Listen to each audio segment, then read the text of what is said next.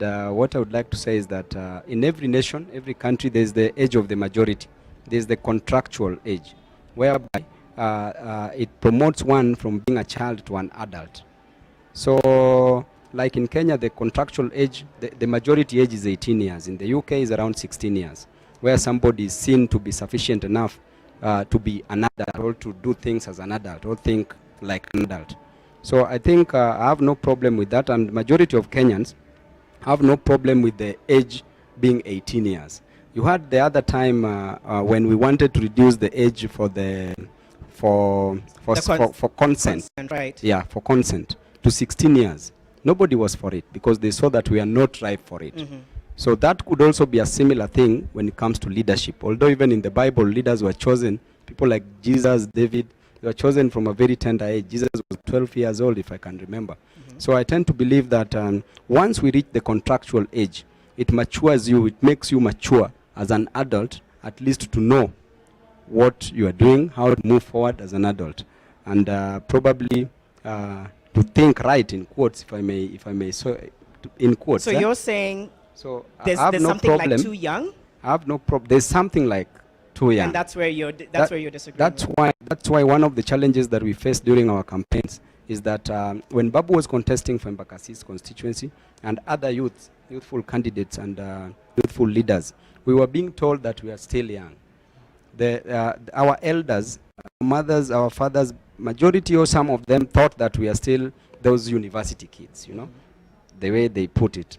To a mother, to a father, we will always be a kid irrespective of our age. But again, when we are going to look for votes, we felt that we were ripe enough, that we could take the mantle and at least change the lives of these people, at least transform their lives for better. But to some of them, they thought that these guys, they are not ripe. So that can tell you that when you lower the age to come to around probably between 12 to 16 or to 17, people will still think that there's that stigma. Okay, Yes. let's dive into, and feel free to jump in at any point, but I do want to ask you a little bit about the fact that the visible political backing that you had. How did you build that? Where did it come from? I think as Babu Owino, when you are given an opportunity to lead right, because leadership should make you a better person, not an arrogant person, to be a humble person, to change the lives of the people. As a comrade, when I was serving the comrades, the reason why I served the comrades for the longest time possible is because of the work that I was doing at the university. That's why the comrades saw that it is only Babu Owino who can actually lead us in one way or the other. So when it comes to that, I served for 4 terms, 3 consecutive times and 1 broken time. That's 2011, 2012, when I graduated my first degree. So I tend to believe that you're given an opportunity, exploit it. Make sure you serve people. But people serve differently. People serve differently. My type of leadership is what probably has gravitated me to be a member of parliament, because when the people of Embakasi East saw that I was delivering to the comrades, they decided to poach me from the university. And lead you. I want to come to your type of leadership in a minute, but it looks like Muthiora and Jimmy want to jump in. Yes. Briefly. Yeah. Actually, I'm very fortunate that on the panel, I have 2 University of Nairobi alumni who can attest to the kind of work that goes there. Many people have been wondering, how come Babu Owino ran for chairman for 4 terms, but today it's out there. He believes that there's this thing about being too young to be ready for office, which I think during his time he thought maybe the other comrades were not old enough to step up to the chairmanship. I think His Excellency is getting it wrong. Time and time again, which I would disagree with. Because in reality, it's about being able to deliver. If you're able to meet the people's expectations and needs, then you're ready for leadership. Can we get Jimmy's comment before you respond, Babu? Yes. Yeah, thank you. I think the issue is not just the age. Babu talked about contractual age. But what is the risk appetite and your ability to bounce back after going through what Suzanne went through? That's also a factor. There are other leadership positions that young people can occupy. Even at the local health facility. I know, Mheshimiwa, you have health facilities. The health facility management team provides slots for young people. At 18, that is a safe space, because the brutality that is there in the political landscape in Kenya, if it hits you at 18, you may not recover back. Right. Politics is transacted in the currency of violence, force, and Aggression. all those underground things, which at 18 you may not be ready for. And you may misinterpret it. So there are other leadership positions, and many young people occupy informal spaces. They lead, they organize at the community level, they organize small clubs. Those can be very good launching boards for. And that, yes. you're saying that could be a good sort of like board, Yes. jumping board to then leap into politics? Is that the point you're making, that there's a way you can... You can start slowly. You can be inspired to start big on the other side. But the idea is, when you're hit, when you're hit, how do you recover? How do you bounce back? What do you do after that? And I think we'll come to that after the other break, because for me it's important to hear how you all bounce back. You've heard their responses. You kind of, in a sense, are saying it's contradicting itself. Back. I mean, he does have a point. The contractual age is 18 for work that should be done by adults, and that includes elective posts. But he also has a good point that there are spaces that young people can occupy. I mean, in school, if in high school there's a head boy or a head girl, that doesn't mean that a 30-year-old will come and be the head girl. The people in that space are the ones to occupy. So once we're 18, we are able to take over these spaces because that is a space that we are in. Will someone come back from it, whether they're 18? Even people who are 50 don't recover from losing elections. So it doesn't really matter about the age. I think it's at an individual level whereby you learn how to deal with things as an individual, and these things are different for everybody. So it can't be a blanket statement that 18-year-olds cannot deal with loss of an election. That's not true. Very quickly, because we need a response, then we go into a break. As we go on that break, I want us to think about the great Tom Mboya and how old he was when he got into that cabinet. Or Musalia Mudavadi, who to date is still here. How old was he when he was appointed into cabinet?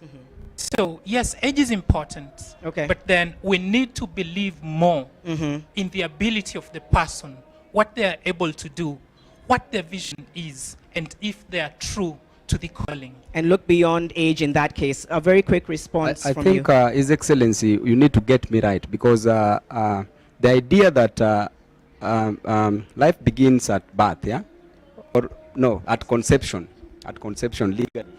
Sorry, life begins at conception. From conception to 17 years, that is what I was discussing, that there has to be a contractual age for a person to be graduating from a child to an adult. From 18 to 35, I'm clearly with you, because at that age, even youths form 70% of the Kenyan population. So even you at your age, which is below 35 years, you can win anything in this nation, even being a president in this nation. That I trust so much. There are various leaders who are even presidents at years which were below 20 years. When you look at South Korea, when you look at Muammar Gaddafi, those are people who became presidents at the age of around 28 years old. Fidel Castro at 32 of Cuba. So I tend to believe that the age between 18 to 35, these people can get anything in the nation, whatever thing they vie for. I will disagree a little bit with my brother concerning the issue of aggression and violence in politics. That does not bring votes. In fact, when you go to look for votes aggressively, you lose, because I question that, Mheshimiwa, because the politics that we do witness, oftentimes, not just Kenya, but a lot of places, if I can talk about Africa, it is marred by aggression, violence, a lot of vitriol, sort of like speaking badly about your opponent, talking them down. And it almost seems like if you're the kind of person who has a soft demeanor, even though you have a powerful message. Like me. And I do want to question, we've heard, Mheshimiwa, we've heard some of your outbursts. Let me put you on the spot for a minute. But we do know that in the past there have been moments that you've been very aggressive in some of the things that you've said. Let me correct you, Janet. I wasn't aggressive. I was passionate to ensure that my people. Are you sure it wasn't a fine line? They are inherent and inalienable. So where does aggression and passion start and end? Because a lot of people might argue, no, he came out, it almost was rude, speaking badly about the elders. I think there were so many conversations around it. Even though, of course, your constituents were incredibly proud of you, do you not sometimes look back and say, I could have handled that better? Let me tell you, I think during my leadership at the university, that was the best leadership ever as the longest serving student leader on earth. I think I did best. That's why those people kept on electing me. We always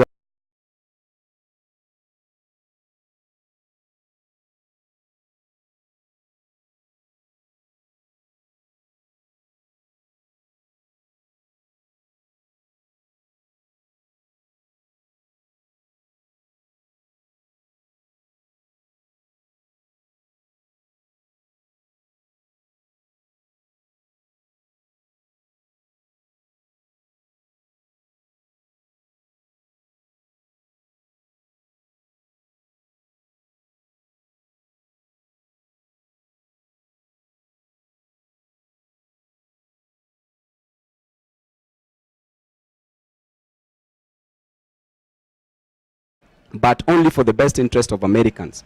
As Babu Owino, when you are talking that I was trying to probably talk rude about my elders, actually the media got it wrong, and probably for their wisdom or lack of the same, they decided to misconstrue my statements, and they brought in my statements as just statements of abuses. Now let me explain to you what I meant. Let me explain to you what I meant with my statements. Okay? People thought that I abused probably His Excellency the President's mom. It wasn't the case. Now, I said that if Gaddafi alitolewa na wananchi, if Bagbo and Yahya Jammeh walitolewa na wananchi, what perception did you have about these leaders? Dictatorship.